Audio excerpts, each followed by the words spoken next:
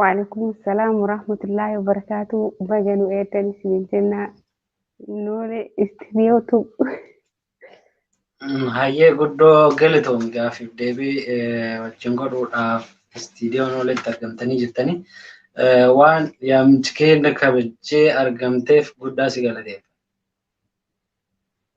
Ayyee isinis waan na yaamtaniif istidiyoo keessanitti baay'ee isin galateeffadhaanis. Hayyee ulfaadhu mee jalqaba keessummaa keenya maqaa keetirraa haa kaanu maqaan kee eenyu jedhamaa mee achirraa nu jalqabee jedha. Hayyee maqaan kiyyaa maqaa yuutuubii Arsitiituuf jedhama. Maqaan kiyya immoo ka maatiin kiyya na yaamu kan namni ittiin na beeku Urjii jedhama. Urjii Xaayir. Hayyee Urjii Xaayir. Hayyee Urjii hedduu galatoom. Iddoon jireenya kee amma eessa? Obboleessi kun. Bakkeen amma jiru ani Jalqaba eegallee jirra. Jalqabuuf taana. Mee Arsitii yookiin Urjiin eessatti dhalattee guddatte? Baadiyyaa moo magaalatti dhalattee guddatte? Hayyee gaaffii bareedaadha. Ani kan itti dhaladhee baadiyyaatti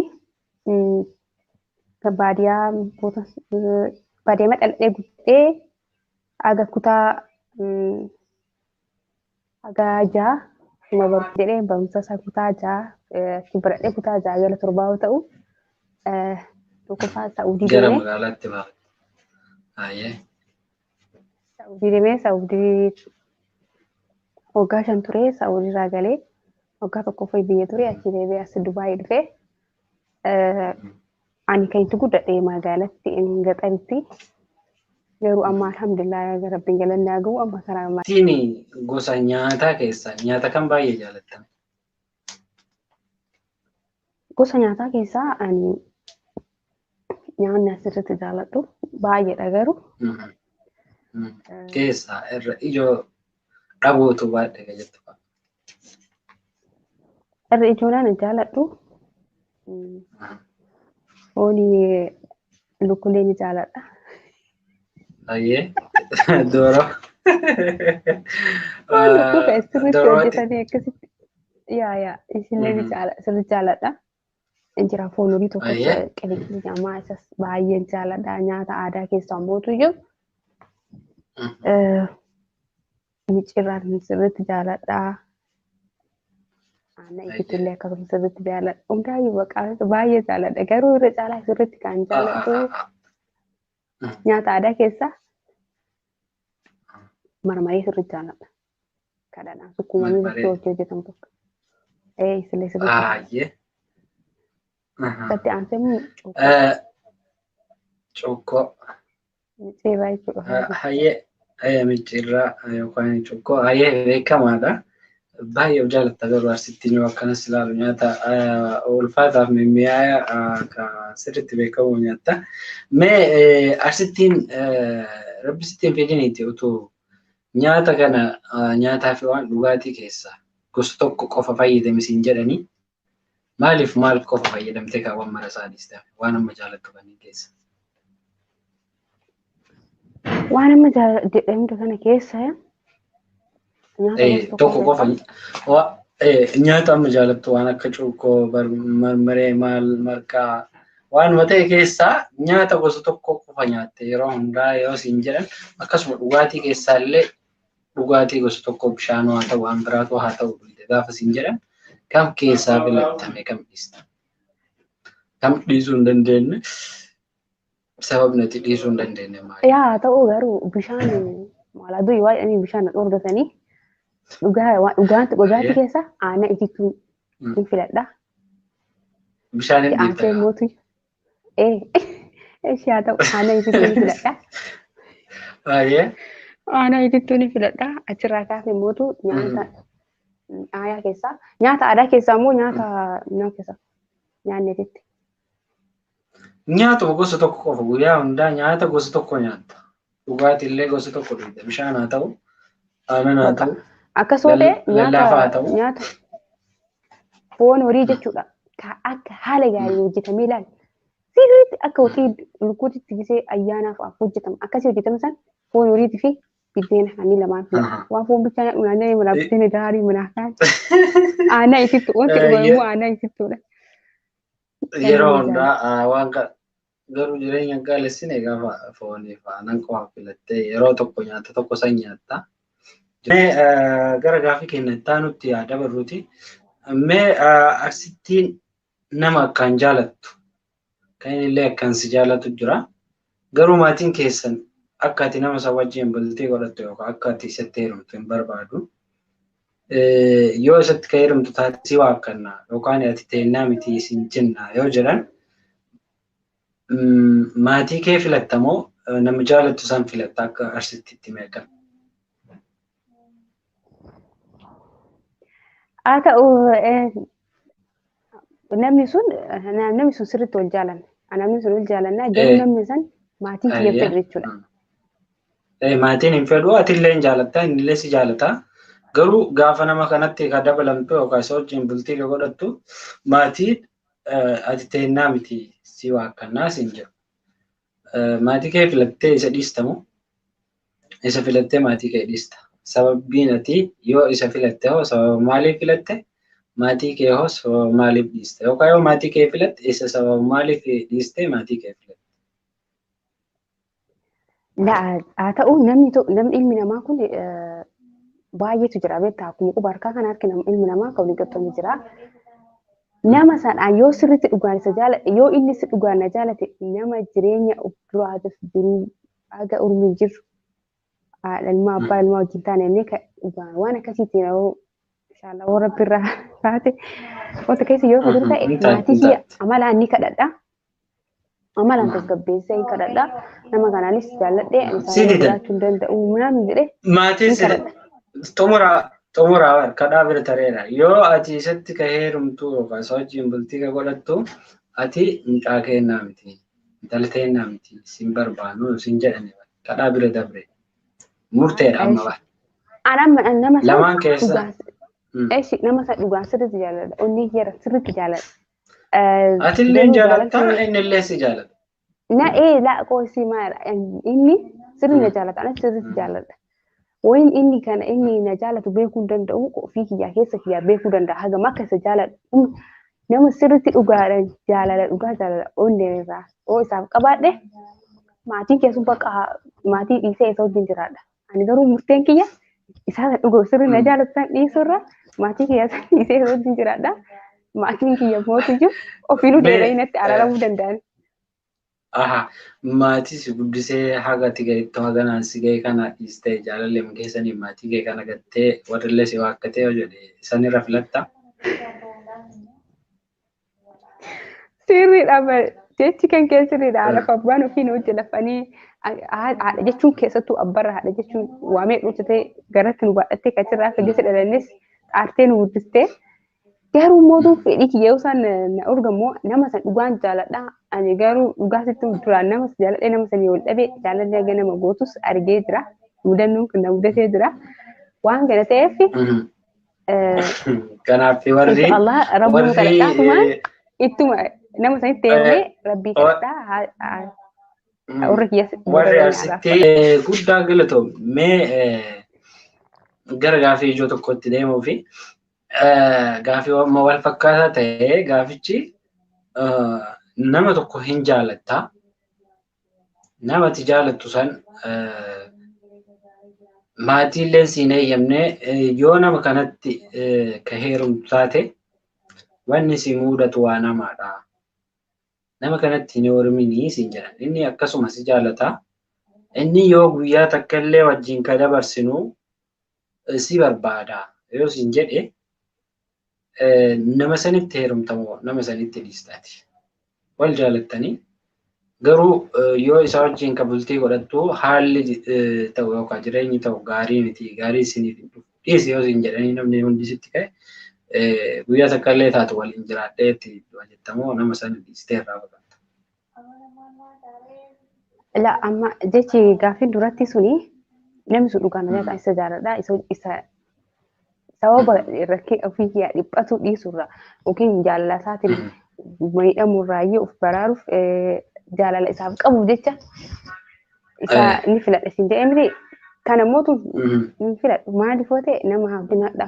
Maaliif? Guyyaa takka dhiisitee namni ji'a tokko ji'a lama hoggaayyoo walitti jiraatanii yoo rakkoo namarraa akka ga'u taate namni sun jireenyaaf duraatiif waan itti fufne waan ta'eef hin filadhu nama keessanii. Si jaala inni yoo si jaalataa guyyaa takka illee taatu si wajjin jiraadhee du'uu barbaada. Du'a nagaa achiisuu barbaadaa jedha. Hin jaalattaatillee hin dhiistaa gaafa kana. Kaa ilmi namaa kana laphee nama keessa namaa maramartee arguu hin dandeettu. Inni sun yoo dhugama jiru waan akka isan baasee kanatti mutaate yookiin namni biraa waan hime daate kan nama biraa san qabachuu qabadhee deemu. Inni bar waan kana inni sitti himu. Garuu namni biraa inni waan akkanaati yoo guyyaa keessa jira. Kanaafuu guyyaa takka illee taatu haga lubbuudhaan jiru si wajjin jiraachuu inni fedha qaba. Namni biraa ammoo dhiisii nama akkana ta'aa jiru itti hin heerumin jedhee si dhoobu. Ati hin dhiistamu itti heerumtaa siin jedhe gabaabumatti. Hin dhiisa bakka. Garuu jechuun guddaa galatame ulfaadhu. Garuu nama jaalatu nama inni illee si jaalatu akkamitti akka dhiiste kan maatii keessaa jecha dhiiste gaafa dhibee fi lubbuun dhufte nama sanaan dhiistaa jecha. Jechuun rakkoon sirra gaanaan jette kaa.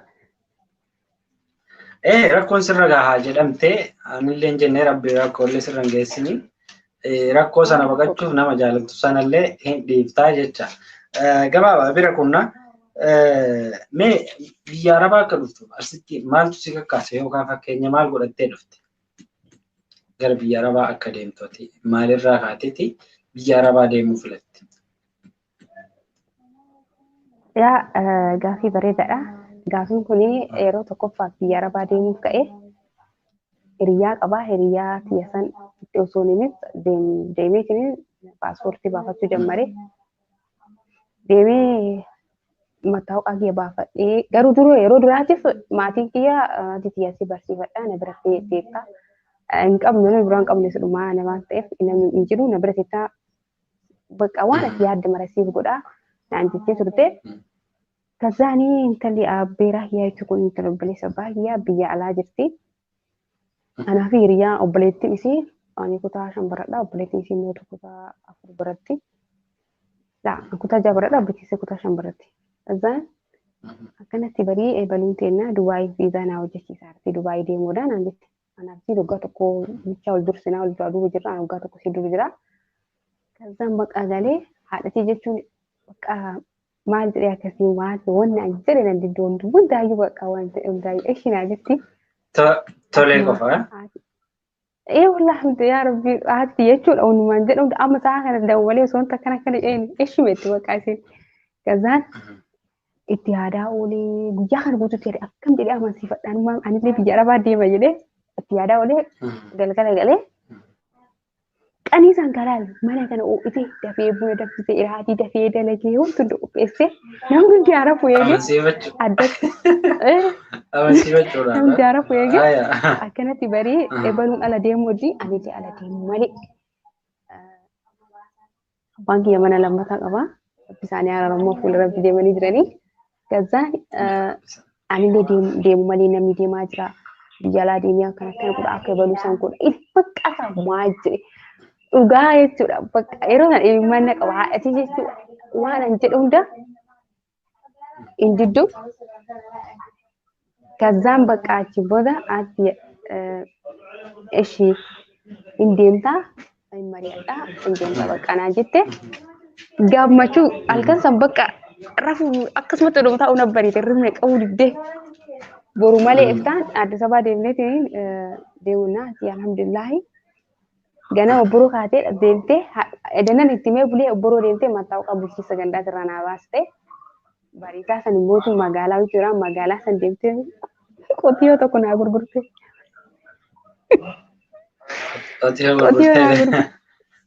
Qotiyyoo mana ofiisitti walii baay'ee qabdi.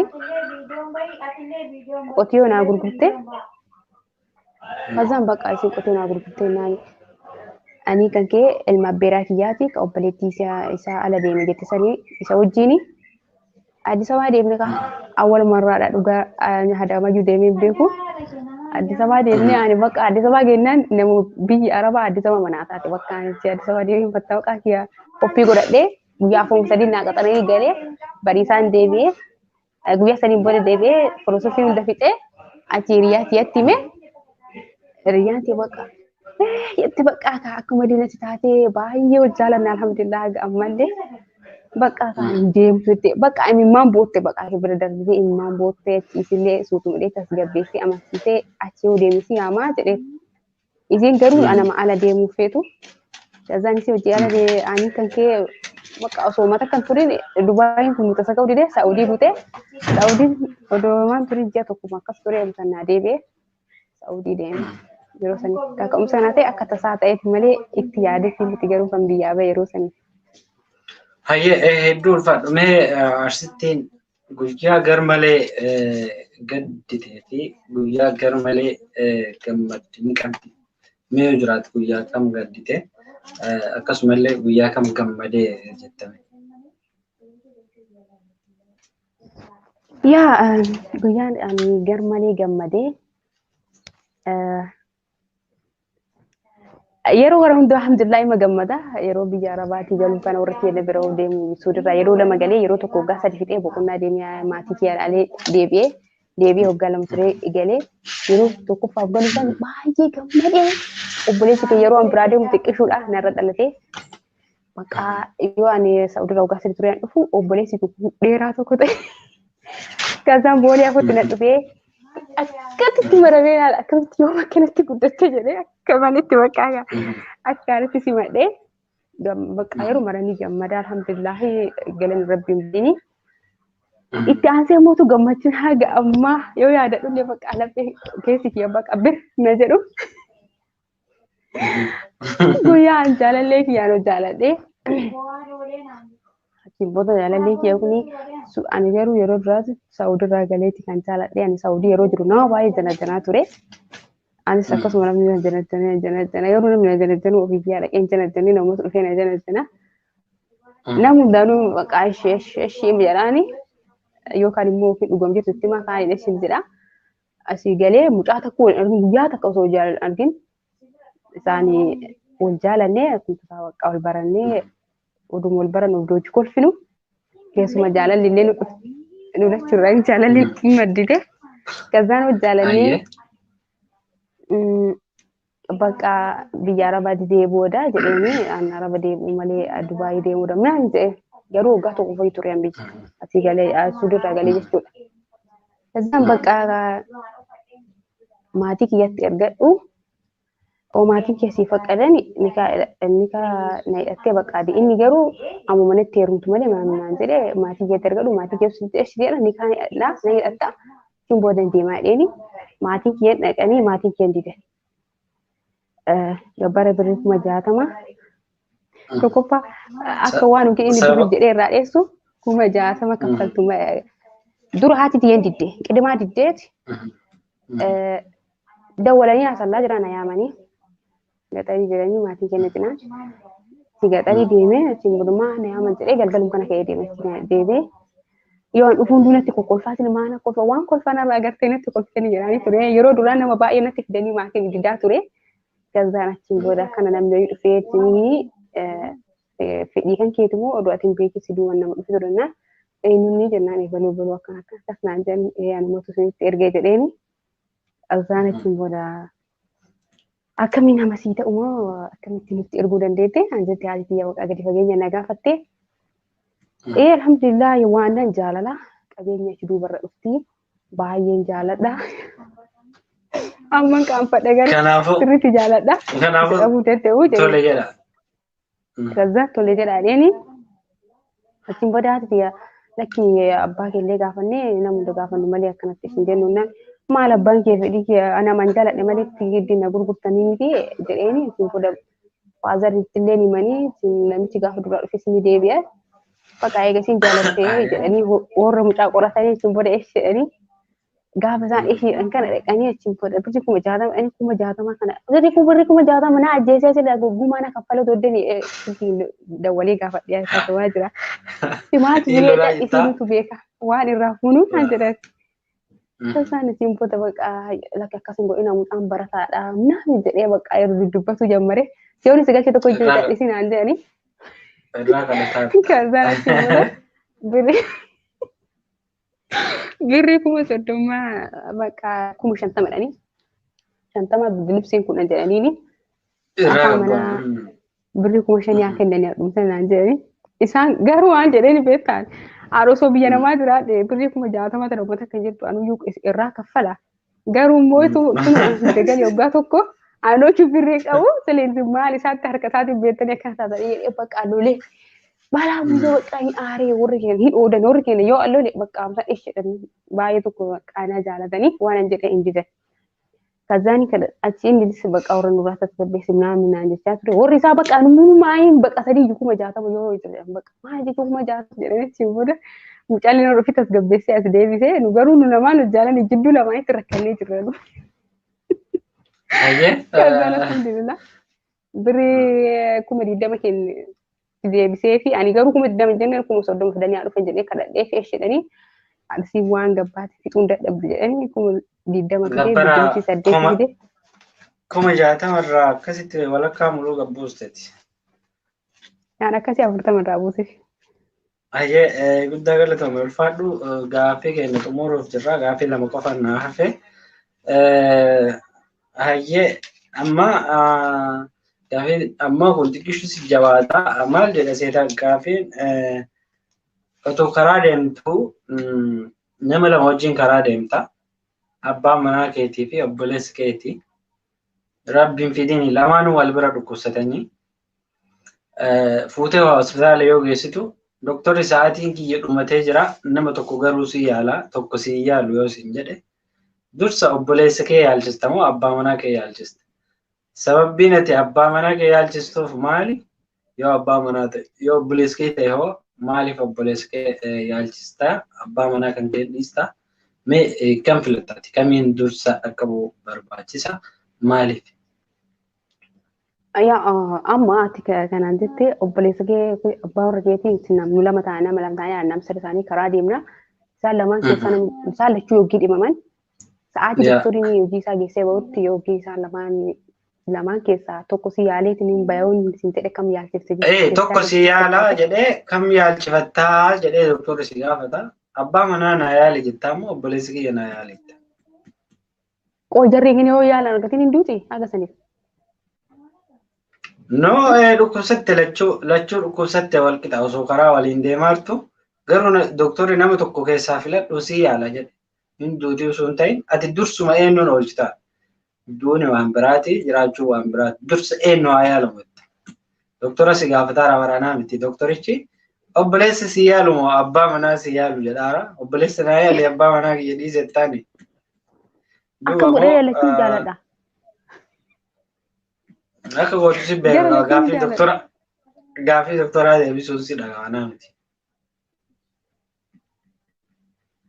Abbaa manaa kiyyallee ganaa abbaa manaa ilmaa intala irraa argatuunna inni soon jalaa waa ta'e hin danda'u. Obboleessi kiyyallee waa ta'e hin danda'u. Lachuun naa yaali jedhana. Ati dirqama doktorri sa'aatii bateera sa'aatiin qabu nama tokkoof qaba murteessa. Abbaa manaa si yaalu lakki abbaa manaa yaalu obboleessi kiyya naa yaali mee kan filatta ati keessaa? Maaliif filatta? Dirqama ati tokko filattee yaalchisuun daftee osoo sa'aatiin doktoraa sun dhumatee hin bahin filannoo sii kenne akkam gootame? Akkam godha bakka abbaa manaa kiyyaa filadha abbaa manaa kiyya sirriitti jaaladha waan ta'eef. Obboleessi kee baay'ee taa'u. Mana qabee dhugaa. Amma obboleessi kee yoo ka duullee taate haaduu yoo ka hin fayyinillee taate achittaafu abbaa manaa yaalchifattee biraa kuttaa jecha. Bor obboleessi kiyya itti dhayitaa. Ewadeen waaqa ishee abbaa warra keellee dhabe kaa jidduu sa'itti.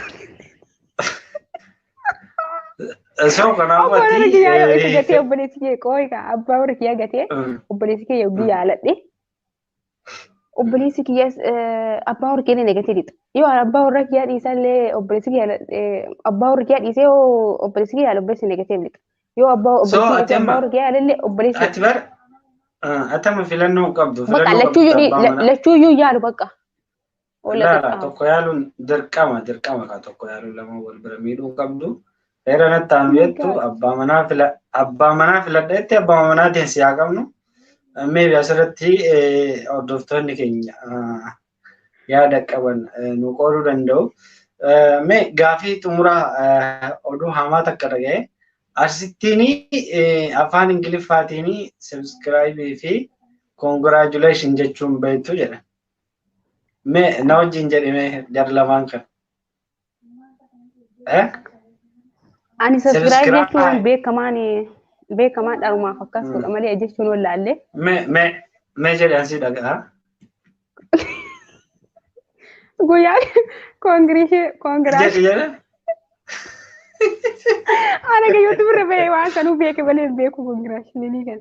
Ani amma. Congratulation jedhime. Tokkoffaa ma'ee maa irraa si eegale hoo jette? Subscribe irraa si eegala. Likiin jenne jedhamu subscribe. Subscribe. Subscribe, like, share. Emoji keenya. Congratulation.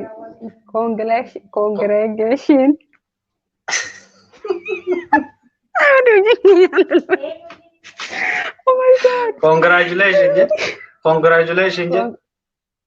Congratulations.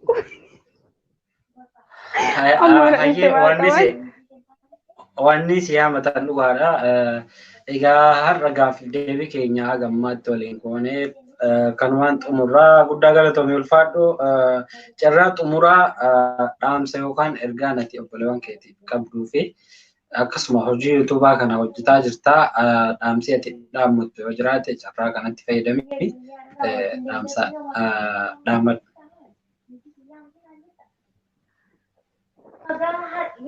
Dhugaa keetii isa dhumarratti dhaamsi ani qabu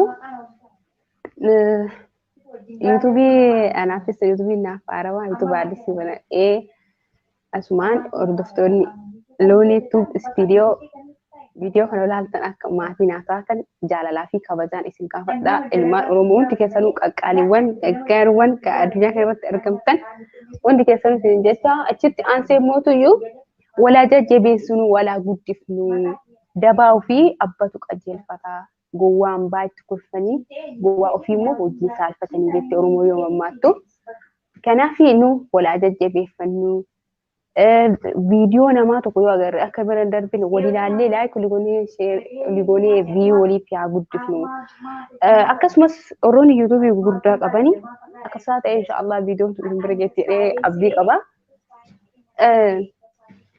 Viidiyoon kee guddate jettanii ofittummaa bichaa osoo hin ta'in of bichaa yaaduuf osoo hin ta'in warroota lafaa dhufaa jiru kanas viidiyoo isaanii liinkii keessanii fi jajjabeessitanii ayizuuf jettanii ol jajjabeessuudha.